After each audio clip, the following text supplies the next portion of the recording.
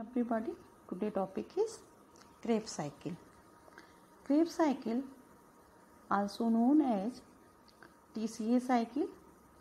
TCA cycle essentially involves the oxidation of acetyl coenzyme A to CO2 and H2O. TCA cycle is the central metabolic pathway.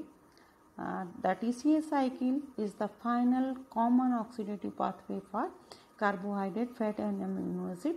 क्यों इसको central metabolic pathway क्यों करते हैं? जैसे कि example carbohydrate का लेते हैं. ग्लूकोज जो है ग्लाइकोलिसिस के थ्रू उसमें एसिड पायरूवेट में बदलता है और वही पायरूवेट जो है हमारा एसिटाइल कोएंजाइम में चेंज होकर सिट्रिक एसिड साइकिल में पार्टिसिपेट करता है. इसीलिए इसको हम सेंट्रल मेटाबॉलिक पाथवे भी कहते हैं. क्रेब्स साइकिल को सबसे पहले हेंस क्रेब ने डिस्कस किया था और it is the part of cellular respiration. Its other name are citric acid cycle and tricarboxylic acid cycle. Krebs cycle is a series of chemical reaction used by all aerobic organisms in the energy conversion process. It is important to many biochemical pathway.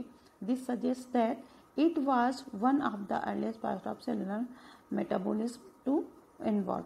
Krebs cycles come after the link reaction to provide the hydrogen and electron needed for the electron transport system. Krebs cycle के बाद जो भी मेटाबॉलाइट बनते हैं, जो भी उसके बाद ये पार्टिसिपेट जो कि इलेक्ट्रॉन ट्रांसपोर्ट सिस्टम से हमें एटीपी मिलती है. Next reaction of TCA cycle. सबसे पहले oxidative decarboxylation of pyruvate to acetyl coenzyme A by PDH complex. सबसे पहले रिएक्शन होता है ऑक्सीडेटिव डिकार्बोक्सिलेशन. इसमें जो पायरूवेट है या पायरूविक एसिड है एसिटाइल कोएंजाइम में बदलता है और इस स्टेप में हमें एक NADH मिलता है जो कि NAD से मिलता है और दूसरा इसमें एक कार्बन डाइऑक्साइड निकलती है. तो जो कनेक्टिंग लिंक है acetyl coenzyme A, this step is connecting link between glycolysis and TCA cycle. Step first, formation of citrate. Oxaloacetate condensed with acetyl coenzyme A to form citrate catalyzed by the enzyme citrate synthase. इसमें क्या होता है, जो ऑक्जेलो acetate पहले से ही Krebs cycle जो है हमारी माइटोकॉन्ड्रिया में अकर होती, माइटोकॉन्ड्रिया के मैट्रिक्स में होती है और जिसमें कि पहले से ही ऑक्जेलो एसिटेट मौजूद रहता है और ये ऑक्जेलो एसिटेट 4 कार्बन कंपाउंड है जो एसिटाइल कोएंजाइम के साथ मिलके साइट्रेट बनाता है और ये रिएक्शन जो है कैटालाइज्ड होती है साइट्रेट सिंथेटेज से और inhibited by ATP and ATH citrate competitive inhibitor for oxaloacetate. Then in step second and third, citrate is isomerized to isocitrate. Isomerisation process होती है जिसमें साइट्रेट चेंज हो जाता है और ये आइसोसाइट्रेट बनता है. एंजाइम यहाँ पे काम करता है एकोनाइटेज और this is the activated in two stage reaction of dehydration followed by the hydration through the formation of an intermediate cis aconitase. In fourth and fifth formation of alpha ketoglutarate. Isocitrate dehydrogenase catalyzes the conversion of oxidative decarboxylation of isocitrate to oxalosuccinate, then alpha ketoglutarate. The formation of NAD and liberation of C2 occur in this है. देखिए इसमें जो enzyme है वो क्या है, dehydrogenase. यानी कि डिहाइड्रोजनेज किसी भी कंपाउंड से हाइड्रोजन निकालेगा और वो हाइड्रोजन कोई दूसरा मॉलिक्यूल एक्सेप्ट करेगा और इसमें दूसरा मॉलिक्यूल कौन सा है, इसमें NAD है. जो NAD है, NAD हाइड्रोजन को एक्सेप्ट करके NADH बनाता है और निकलती कहाँ से है, ये आइसोसाइट्रेट से हमारी हाइड्रोजन निकलती है और लिबरेशन ऑफ यहाँ पे एक कार्बन मॉलिक्यूल, एक कार्बन डाइऑक्साइड मॉलिक्यूल निकलता है. यानी कि जो हमारा 6 कार्बन कंपाउंड बना था अब वो 5 कार्बन कंपाउंड बन जाता है जिसमें 5 कार्बन होते हैं. Stimulated by isocitrate NADH and magnesium, ADP, calcium inhibited by the NADH and ATP. Then occur through oxidative decarboxylation and catalyzed by alpha ketoglutarate dehydrogenase complex. Reaction 6 में क्या होता है? Conversion of alpha ketoglutarate to succinyl coenzyme A. और इसमें further हमें क्या NAD मिलता है, जो कि NADH मिलता है, क्योंकि यहाँ पे जो हमारा एंजाइम है डिहाइड्रोजनेज काम करता है अल्फा कीटोग्लूटरेट पे, कैटालाइज्ड बाय अल्फा डिहाइड्रोजनेज।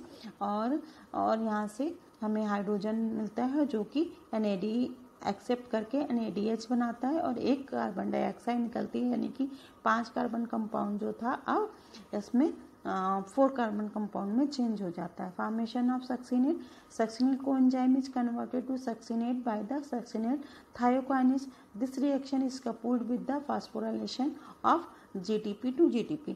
यहाँ पे भी एनर्जी निकलती है और वो GTP में जो हमारा GTP है वो GTP में चेंज हो जाता है।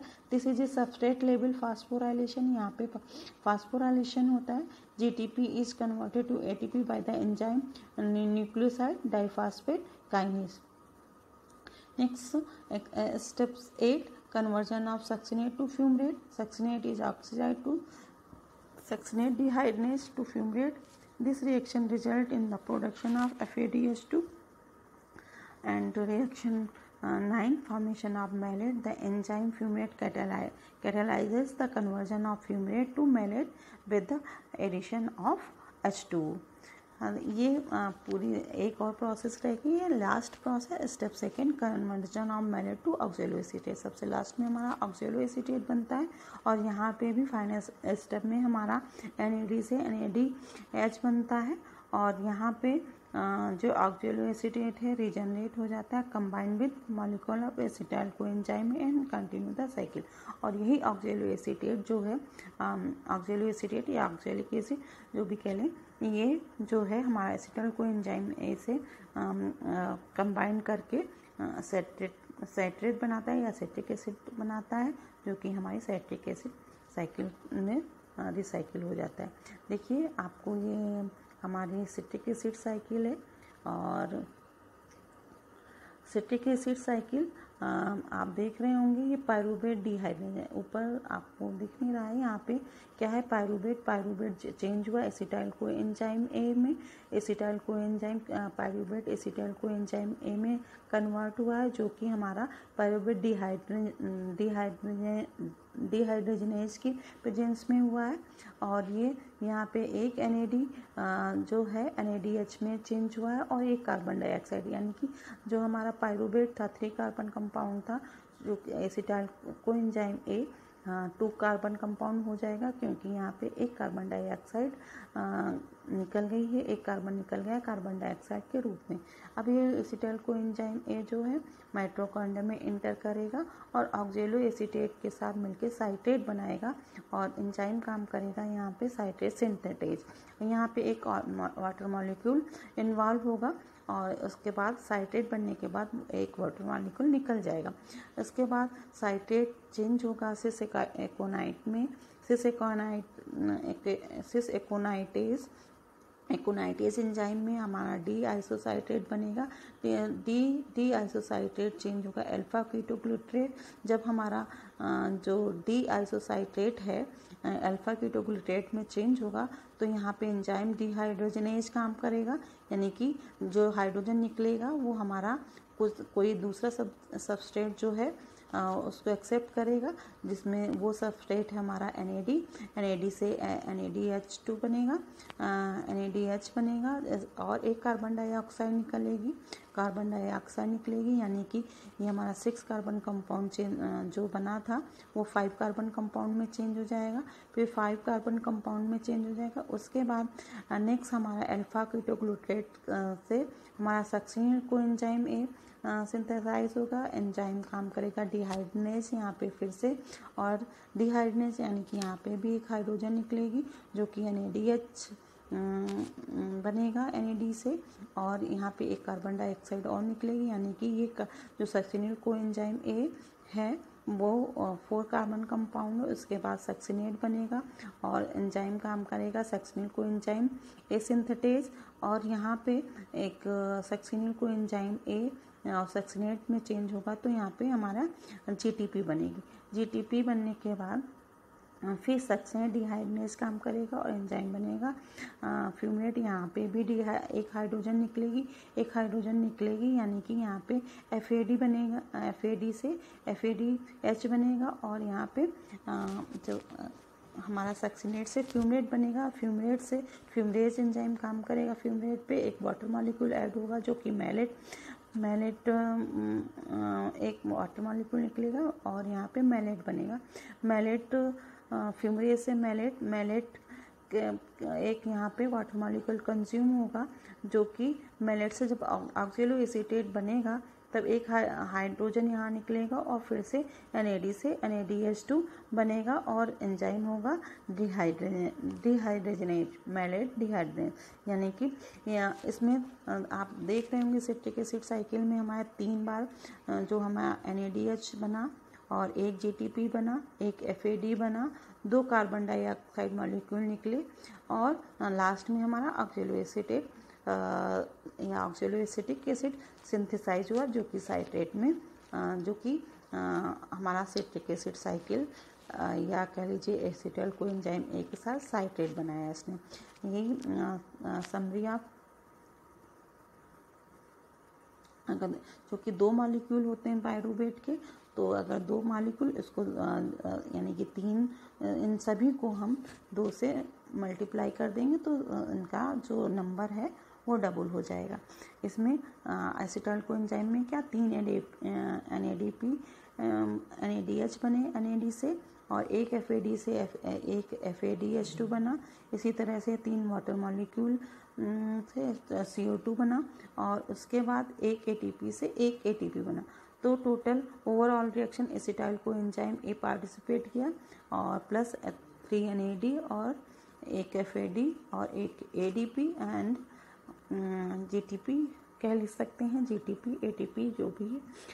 3 वाटर मॉलिक्यूल काम कंज्यूम हुए और फाइनल हमें मिला क्या 2 CO2 और plus 3 NADH 3H plus FADH2 1 and plus 1 GTP and coenzyme A। ये नेट गेन हमें एक मॉलिक्यूल पायरूवेट्स हुआ। अगर 2 मॉलिक्यूल होंगे तो यही हम मल्टीप्लाई कर देंगे 2 से। The ATP is a molecule which carries energy in chemical form to be used other cell process. 2 molecule of carbon dioxide are given of 1 molecule of GTP is formed. 3 molecule of NAD are combined with the hydrogen. Then 1 molecule of FD combined with the hydrogen. FADH2 formed. Because of acetyl CoA molecule are produced from each glucose molecule, 2 cycles are required per glucose molecule. Therefore, at the end of cycle, the product are 2 ATP, 6 NADH, 2 FADH2 and a coenzyme A and 4 CO2. This is the net gain of Krebs cycle. Thank you.